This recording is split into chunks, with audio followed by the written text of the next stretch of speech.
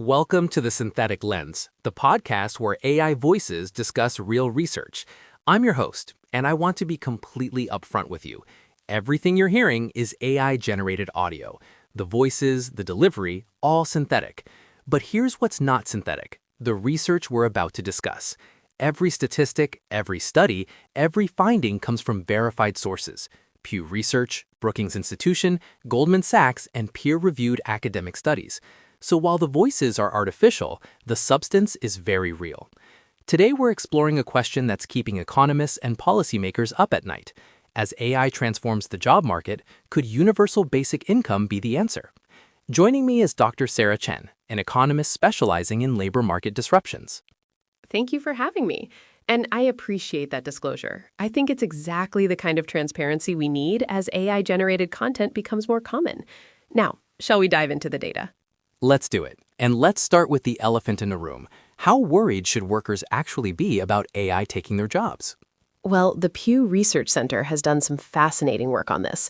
They found that about 19% of American workers are in jobs that are most exposed to AI. But here's what's counterintuitive. These aren't low-wage factory jobs.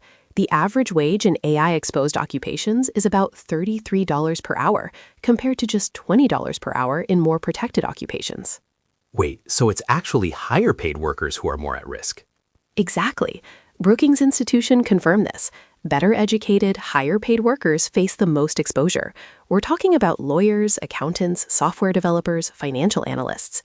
The jobs that require pattern recognition, data analysis, writing, exactly what AI does well. That flips the usual automation narrative on its head. It's not just robots on factory floors anymore. Right. And Goldman Sachs projects that AI could ultimately boost global GDP by 7%. That sounds great, but that productivity gain has to come from somewhere, and often it comes from doing more with fewer workers. So if displacement is coming, especially for knowledge workers, let's talk solutions. Universal basic income has been proposed as one answer, but does it actually work? What does the research show? This is where it gets really interesting, because we actually have data from multiple pilot programs around the world. Let me walk through some of the key findings. Please do. First, the Kenya study. GiveDirectly, a nonprofit, gave unconditional cash transfers to villagers and tracked outcomes for years. The common fear is that people will just stop working if you give them money, right? But the data showed, quote, no evidence of laziness, end quote. Recipients actually became more entrepreneurial. They started small businesses, invested in livestock, improved their farms. So free money didn't make people lazy. It made them more ambitious? That's what the data shows. And we see similar patterns elsewhere. Stockton, California ran a guaranteed income pilot, gave residents $500 a month, no strings attached. At the start, 28% of recipients had full-time employment. A year later, 40% did. People used the financial stability to pursue better opportunities. That's a significant jump in employment. What about concerns that people would waste the money on vices, alcohol, gambling, things like that? The 1970s U.S. experiments actually studied this directly. They found work reduction of 7 to 17%. So yes, some people did work less, but the money was not wasted on vices. People used it for education, childcare, caring for elderly relatives, starting businesses. The work reduction was often people making investments in their future. And there's the Manitoba experiment, right? The Canadian one? Yes, the Mincome experiment in Dauphin, Manitoba in the 1970s. They found reduced hospitalization rates. People were healthier when they weren't stressed about money, and high school graduation rates went up. Teenagers weren't dropping out to help support their families. So we have evidence from Kenya, the United States, Canada, all pointing in similar directions. But you mentioned something earlier about program design mattering a lot. This is crucial. A meta-analysis of UBI pilots found that short-term monthly payments, which is how most programs are designed, are actually the least effective approach. Lump sum payments and long-term guaranteed income work significantly better. Why would that be? Think about it from a recipient's perspective. If you get a small monthly check, you can maybe cover groceries or a bill, but you can't take a risk. You can't quit a bad job to start a business. You can't go back to school.